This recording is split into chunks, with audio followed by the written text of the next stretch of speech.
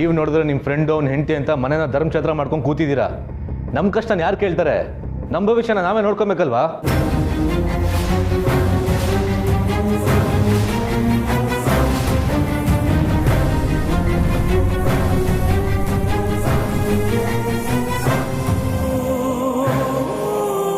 ಅಜ್ಜಿ ಅವ್ರೇನಂದ್ರು?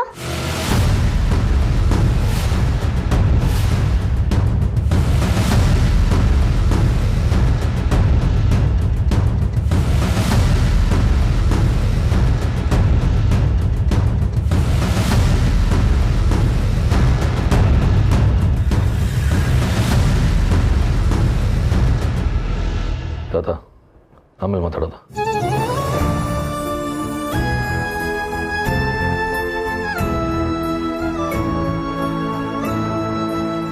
ಅರೆ ಚೋಟು, ನೀನ್ ಹೇಗೋ ಅಜ್ಜಿ ತಾತನ ಜೊತೆ ಬಂದೆ? ಬೀದಿಲಿ ಆಟ ಆಡ್ತೀನಿ ಅಂತ ಅಮ್ಮಂಗೇಳಿ ಗೇಟ್ ಹತ್ರ ಕಾಯ್ತಾ ಇದೆ. ಅಷ್ಟರಲ್ಲಿ ಅಜ್ಜಿ ತಾತ ಬಂದರು, ಅವ್ರ ಜೊತೆ ಬಂದೆ. ದಂಡಪಿಂಡ ಹಾಗೆ ಮಾತಾಡಿದ್ದಕ್ಕೆ ತಪ್ಪು ತಿಳ್ಕೊಬೇಡಿ. ಮನೇಲಿ ಏನೋ ಒಂದು ಚಿಕ್ಕ ಸಮಸ್ಯೆ ಆಗಿದೆ, ಅದಕ್ಕೆ ಹಾಗೆ ಮಾತಾಡ್ದ. ಪರವಾಗಿಲ್ಲ ತಾಣ, ಅವನದಿದ್ರಲ್ಲಿ ಏನೂ ತಪ್ಪಿಲ್ಲ. ನೀನು ಆಮೇಲೆ ಮಾತಾಡೋಣ ಅದರ ಬಗ್ಗೆ.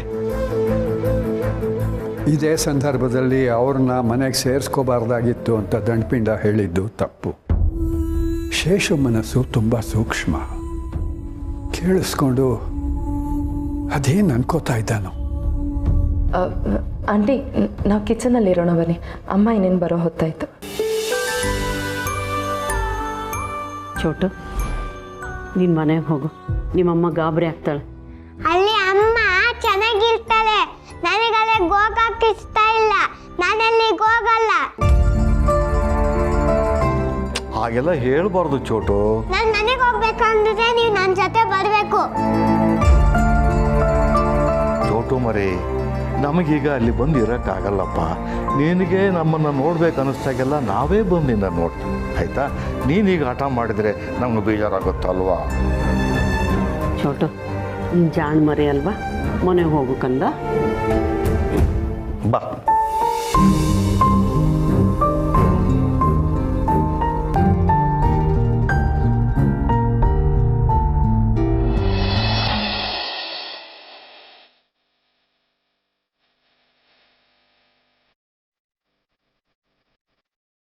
ನನ್ನ ಮಾತೆಲ್ಲ ಕೇಳಿಸ್ಕೊಂಡ್ರಿ ಅಂದ್ಕೊಂಡೆ, ಆದರೆ ನೀವು ನಿದ್ದೆ ಮಾಡಿಬಿಟ್ಟಿದ್ದೀರಾ. ಅವತ್ತು ಆಸ್ಪತ್ರೆಯಲ್ಲಿ ನನ್ನ ನಂತರ ತುಳಸಿಗೆ ದಿಕ್ಕ್ಯಾರು ಅಂತ ದತ್ತ ಕೇಳಿದರು.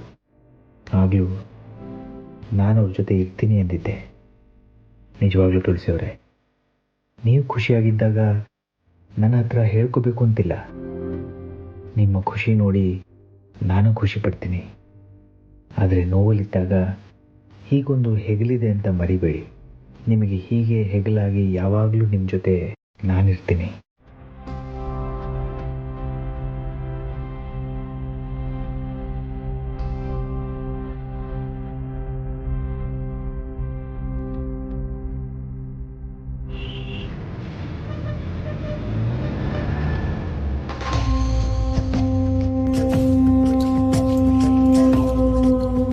ಅರೆ, ಇವರು ಒಗ್ಗರಣೆ ಡಬ್ಬಿ ಮಾಧವ್ ಸಾರ್ ಅಲ್ವಾ?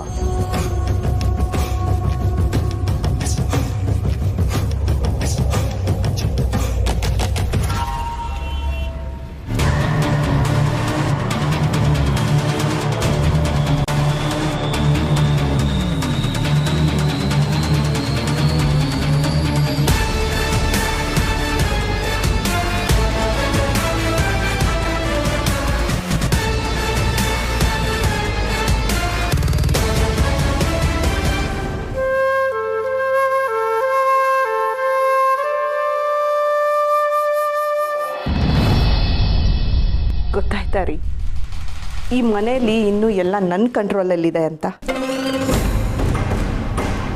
ಈ ಶಾರ್ವರಿ ಈ ಮನೆಯಲ್ಲಿ ಎಷ್ಟು ಆಳವಾಗಿ ಬೇರೂರಿದ್ದಾಳೆ ಅಂತ ನಿಮಗೆ ಗೊತ್ತಿಲ್ಲ ರೀ.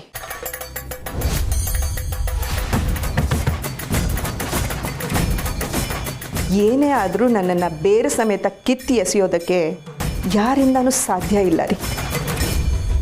ಈಗ ಅಣ್ಣ ತಮ್ಮನ್ನ ಮತ್ತೆ ದೂರ ಮಾಡಿದ್ದೀನಿ. ಎಲ್ಲನೂ ನಾನು ಅಂದ್ಕೊಂಡ ಹಾಗೆ ಆಗ್ತಿದೆ. ಆದರೆ ಆ ತುಳಸಿ ವಿಷಯದಲ್ಲಿ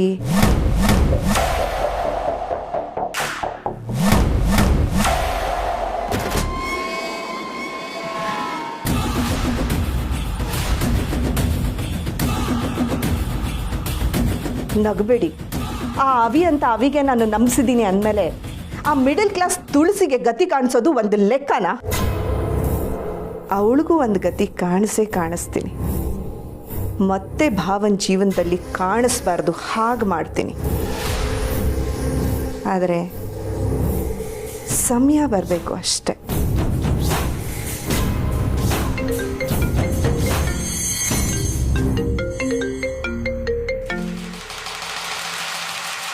ಹೇಳಿ. ಶಾರ್ವರಿ ಮೇಡಮಾ, ನಾನು ಬಿಸಿ ಸುದ್ದಿ ಪತ್ರಿಕೆಯಿಂದ ಜರ್ನಲಿಸ್ಟ್ ರಘುರಾಮ್ ಮಾತಾಡ್ತಿರೋದು.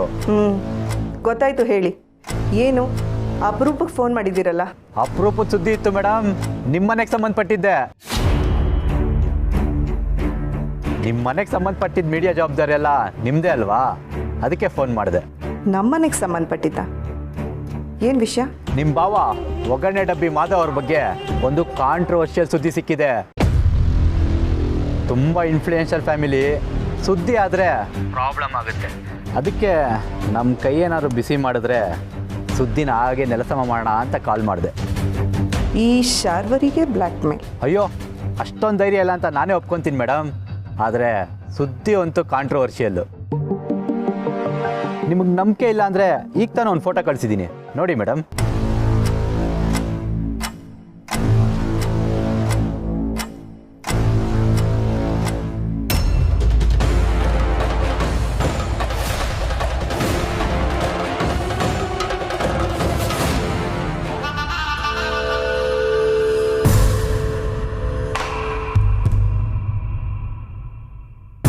ಫೋಟೋ ಸಿಕ್ತಾ ಮೇಡಮ್? ಹಾಂ ಸಿಕ್ತು. ಈಗ ನಾನು ಹೇಳ್ದಾಗ ಮಾಡಿ. ನಿಮ್ಮ ಕೈಯಲ್ಲ, ನಿಮ್ಮ ಇಡೀ ಆಫೀಸ್ ಡೆಸ್ಕೇ ಬಿಸಿ ಮಾಡ್ತೀನಿ.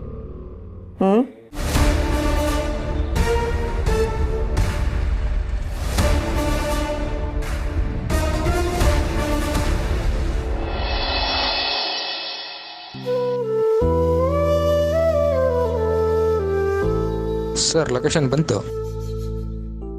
2 ನಿಮಿಷಪ್ಪ, ನಾನು ನಿಮ್ಮ ಜೊತೆಲೆ ವಾಪಸ್ ಬರ್ತೀನಿ. ಪಾಪ ಎಷ್ಟು ನೊಂದ್ಕೊಂಡಿದ್ರು, ಸುಸ್ತಾಗಿ ನಿದ್ದೆ ಹೋಗ್ಬಿಟ್ಟಿದ್ದಾರೆ.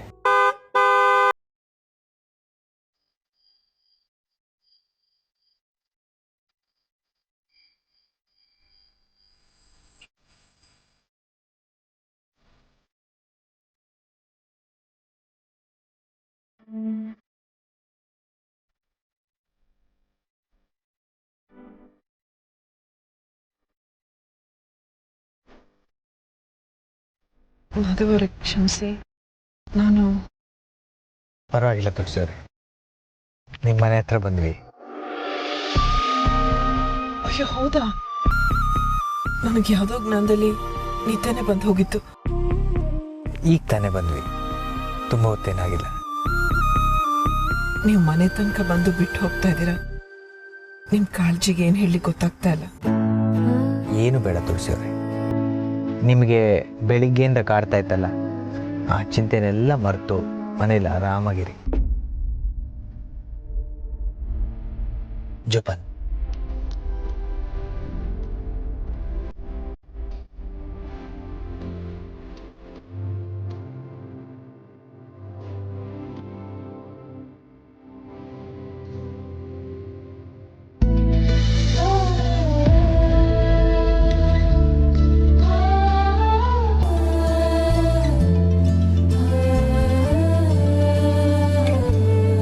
ನಡಿಯಪ್ಪ.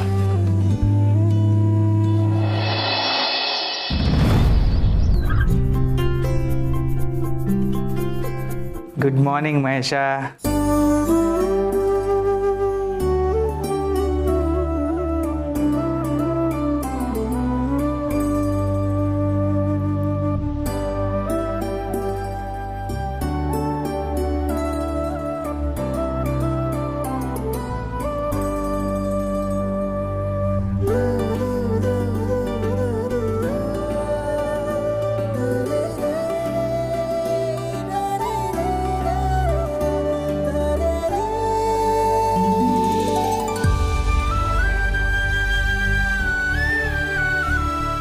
ಹಶ್ವಾಗಿದೆಯಲ್ಲ ನಿನಗೆ? ನಿನಗೆ ಸ್ವೀಟ್ ಇಷ್ಟ ಇಲ್ಲ ಅಂತ ಖಾರ ಪೊಂಗಲ್ ಮಾಡ್ಕೊಂಡು ಬಂದಿದ್ದೀನಿ. ಪೊಂಗಲ್ ಹೇಗೆ ತಿನ್ನಲಿ ಅಂತ ಯೋಚಿಸ್ತಾ ಇದೆಯಾ? ಗಂಜಿ ಥರ ಮಾಡ್ಕೊಂಬಂದಿದ್ದೀನಿ, ಕುಡಿದ್ರಾಯ್ತು.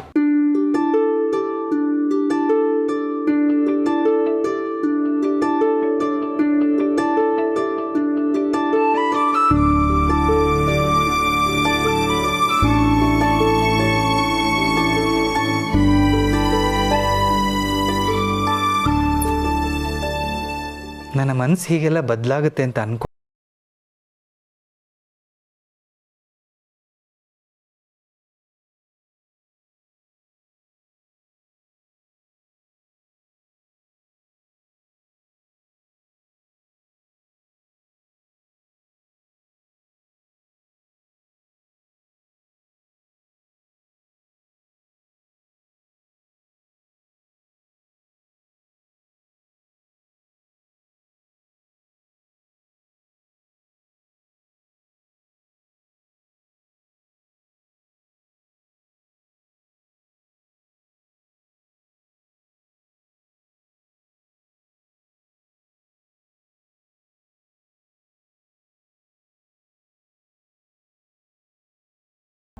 ಮನಸ್ಸು ಯೋಚಿಸುತ್ತೆ.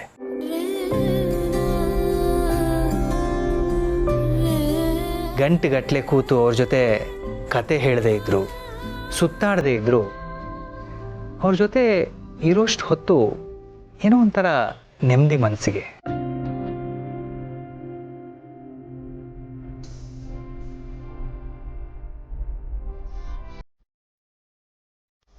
ಕೆಲವರ ಮೌನದಲ್ಲೂ ತುಂಬ ಮಾತಿರುತ್ತೆ ಅಂತ ಹೇಳ್ತಾರಲ್ಲ, ಹಾಗೆ ಅದನ್ನ ಬಿಡಿಸಿ ಹೇಳಕ್ಕಾಗ್ತಿಲ್ಲ.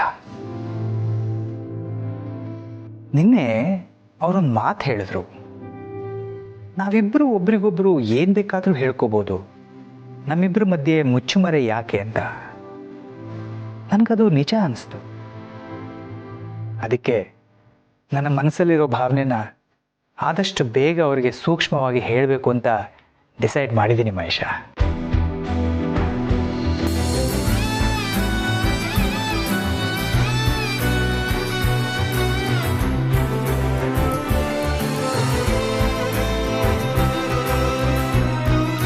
ಮಾವ ಎಲ್ಲಿದ್ದೀರಾ?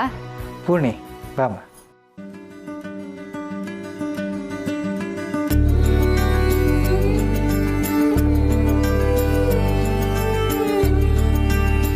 ಏನಿಲ್ಲ, ನಮ್ಮ ಮಾವನ ಮುಖದಲ್ಲಿ ಇವತ್ತು ಸಿಕ್ಕಾಪಟ್ಟೆ ಗ್ಲೋ ಇದೆಯಲ್ಲ, ಯಾಕೆ ಕೇಳೋಣ ಅಂತ ಅನ್ಕೊಂಡೆ. ಆಮೇಲೆ ಚಿಕ್ಕ ಮಾವ ನಮ್ಮ ಅಣ್ಣನ ಮುಖದಲ್ಲಿ ಯಾವಾಗಲೂ ಕಳೆ ಇರುತ್ತೆ, ಇವತ್ತೊಂದೇ ದಿನ ಅಲ್ಲ ಅಂತ ಬೈದು ಬಿಟ್ರೆ ಅಂತ ಸುಮ್ಮನಾದೆ. ತರ್ಲೆ ನಿಮ್ಮ ಚಿಕ್ಕ ಮಾವ ನಿನ್ನನ್ನು ಬೈಯೋಕ್ಕಾದ್ರೂ ಬೇಗ ಎದ್ದು ಮಾತಾಡೋಕ್ಕೆ ಶುರು ಮಾಡಿದ್ರೆ ಸಾಕು.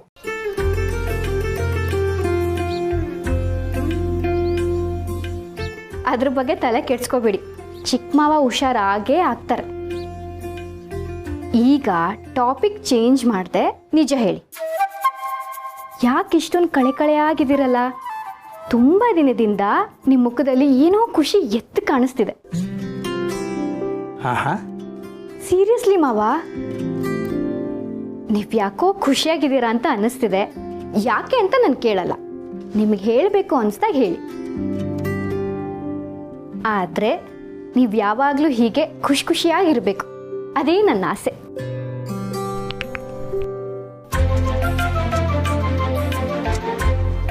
ಅಯ್ಯೋ, ತುಂಬಾ ದೃಷ್ಟಿ ಆಗ್ಬಿಟ್ಟಿದೆ.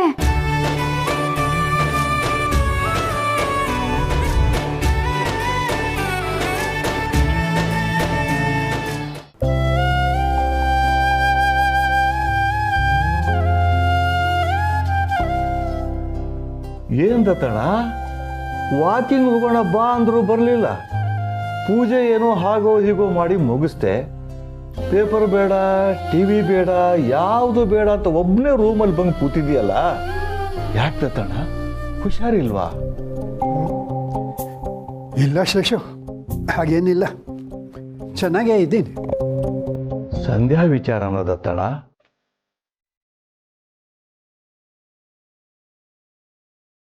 ಅಲ್ಲ ಶಿಶು, ಅವಳೆಂಥ ಕ್ರಿಮಿನಲ್ ಅಂತ ಗೊತ್ತಿತ್ತು. ಆದರೆ ಈ ಮಟ್ಟಕ್ಕೆ ಇಳಿತಾಳೆ ಅಂತ ನಾನು ಯೋಚನೆಯೂ ಮಾಡಿರಲಿಲ್ಲ ಕಣೋ. ಅವಳನ್ನು ಬೈತಿದ್ದೆ, ಅವಳ ಮೇಲೆ ರೇಗಾಡ್ತಿದ್ದೆ. ಆದರೆ ಇದೆಲ್ಲ ಅವಳಿಗೆ ಬುದ್ಧಿ ಬರಲಿ ಅಂತನ್ನೋ ಕಾಳಜಿಯಿಂದ ಹೊರತು ನಾನು ಅವಳನ್ನು ದ್ವೇಷ ಮಾಡ್ತಾ ಇರಲಿಲ್ಲ ಕಣೋ. ಗಂಡನ ಮನೆಯಲ್ಲಿ ಕಷ್ಟ ಅಂತ ಬಂದಾಗ ಇಲ್ಲಿ ಆಶ್ರಯ ಕೊಟ್ಟೆ. 3 ಲಕ್ಷ ಬೇಕು ಅಂತ ಹಠಕ್ಕೆ ಬಿದ್ದಾಗ ತಕ್ಷಣ ಅರೇಂಜ್ ಮಾಡಿದೆ. ಸ್ವಲ್ಪ ಆದರೂ ಕೃತಜ್ಞತೆ ಬೇಡವಾ ಶೇಷು? ಹೀಗೆ ಅನ್ನ ಹಾಕಿದ ಮನೆಗೆ ಕನ್ನ ಹಾಕೋ ಬುದ್ಧಿ ಅವಳಿಗೆ ಯಾವಾಗಲಿಂದ ಬಂತೋ ಏನೋ. ಸಮಾಧಾನ ಮಾಡ್ಕೋದು ತಣ. ಹೇಗೋ ಸಮಾಧಾನ ಮಾಡ್ಕೊಳ್ಳಿ ಶೇಷು. ಮನೆಗೆ ಹಿರಿಯ, ಹಾಗಾಗಿ ಬೇರೆಯವ್ರ ಮುಂದೆ ನಾನು ಕುಗ್ಗೋ ಹಾಗಿಲ್ಲ. ಅದಕ್ಕೆ ಹೊರಗಡೆ ಏನೋ ಗಟ್ಟಿಯಾಗೇ ಇದ್ದೀನಿ. ನನ್ನ ಉಳಿತಾಯದಲ್ಲಿ 10 ಲಕ್ಷ ಅಂತ ಅನ್ನೋದು ತುಂಬ ದೊಡ್ಡ ಮೊತ್ತ ಕಣೋ. ಅದು ಈಗೇನಾದ್ರು ಕಷ್ಟ ಬಂತು ಅಂತಂದರೆ ನನ್ನ ಪೆನ್ಷನ್ ದುಡ್ಡು ಬಿಟ್ಟರೆ ಬೇರೆ ಏನೂ ಇಲ್ಲ ನನ್ನ ಹತ್ರ. ಮುಂದೇನು ಅಂತ ಯೋಚನೆ ಮಾಡಿದ್ರೆ ಟೆನ್ಷನ್ ಆಗುತ್ತೆ ಶೇಷು. ನನಗೆ ಅರ್ಥ ಆಗುತ್ತೆ ದತ್ತಣ್ಣ. ನಾವು ನಿಮ್ಮ ಮನೆಗೆ ಬಂದು ದಿಕ್ಕು ತೋಚದೇ ಇದ್ದಾಗ ನೀನೇ ಧೈರ್ಯ ಕೊಟ್ಟೆ, ಹುಟ್ಟಿಸಿದ ದೇವರು ಹುಲ್ಲು ಮೇಯಿಸ್ತೇ ಇರ್ತಾನ ಅಂತ. ನೋಡು, ಈಗ ನಿನ್ನ ಕೈಲಿ ಕಿತ್ತುಕೊಂಡಿರೋ ಹಣನ ಮುಂದೆ ಆ ದೇವರು ಯಾವುದೋ ರೂಪದಲ್ಲಿ ನಿನಗೆ ವಾಪಸ್ ಕೊಟ್ಟೇ ಕೊಡ್ತಾನೆ ಅಂತ ಅಂದ್ಕೋ. ಹಣಕಾಸಿನ ವಿಷಯದಲ್ಲಿ ನಾನು ನಿನಗೆ ಸಹಾಯ ಮಾಡೋಕ್ಕಂತೂ ಆಗಲ್ಲ, ಆದರೆ ಮಾನಸಿಕವಾಗಿ ಧೈರ್ಯ ಅಂತ ಹೇಳಬಲ್ಲೆ. ನಾವಿಬ್ಬರು ಬೇರೆ ಬೇರೆ ರೀತಿ ನೋವಲ್ಲಿದ್ದರೂ ಸಾರಾಂಶ ಮಾತ್ರ ಒಂದೇ, ನಮ್ಮ ಹತ್ತಿರದವರೇ ನಮ್ಮ ಬೆನ್ನಿಗೆ ಇರಿದ್ರು ಅಂತ ಅಲ್ವಾ?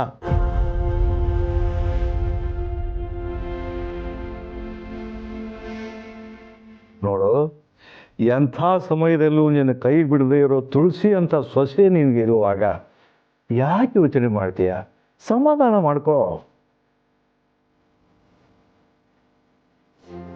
ನೀ ಹೇಳೋದು ಸತ್ಯನೇ. ನಿನ್ನ ಸೊಸೆ ಥರ ಸೊಸೆ ನನಗೆ ಸಿಗಲಿಲ್ಲ. ಅದು ನಿನ್ನ ಪುಣ್ಯದ ತಣ. ನಮ್ಮ ಹಣೆ ಬರ ನೋಡು, ನಾವು ಯಾವ ಜನ್ಮದಲ್ಲಿ ಏನು ಪಾಪ ಮಾಡಿದ್ವೋ ಏನೋ, ಈ ವಯಸ್ಸಲ್ಲಿ ನಮಗೆ ಇಂಥ ಸೊಸೆ ಸಿಕ್ಕಿದ್ದಾಳೆ.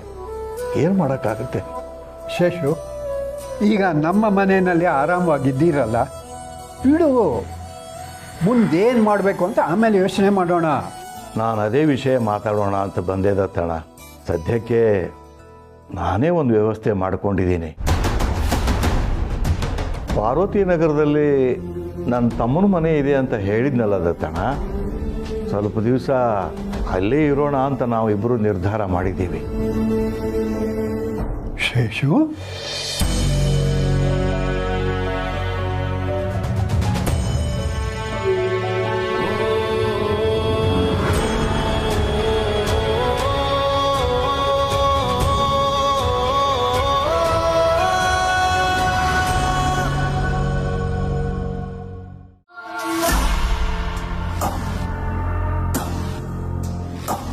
ಅಮ್ಮವ್ರೆ ಅಮ್ಮವ್ರೆ ಅಮ್ಮವ್ರೆ, ಸಾಕಷ್ಟು ಜೋರಾಗಿ ಕೂಗ್ತಿದ್ಯಾ? ಎಲ್ಲರೂ ಎದ್ದಿರಲ್ಲ ಅಂತ ಜ್ಞಾನ ಇಲ್ವಾ? ಅಮ್ಮವ್ರೆ, ಅದು ವಿಷಯ ತುಂಬ ದೊಡ್ಡದು ಅಮ್ಮವ್ರೆ. ಸೆಕ್ಯೂರಿಟಿ ಚಂದ್ರಣ್ಣ ಈ ಪೇಪರ್ ಓದ್ತಾ ಇದ್ದ. ಇದ್ರಲ್ಲಿ ಬಂದಿರೋದು ನೋಡಿ ನನಗೂ ಟೆನ್ಷನ್ ಆಯಿತು ಅಮ್ಮವ್ರೆ. ಅಂಥದ್ದು ಏನಿದೆ ಅದರಲ್ಲಿ? ಒಂದು ಸಣ್ಣ ವಿಷಯಕ್ಕೂ ಲೋಕನೇ ತಲೆ ಕೆಳಗೆ ಆದಾಗ ಆಡ್ತೀಯ. ಕೊಡಿಲಿ.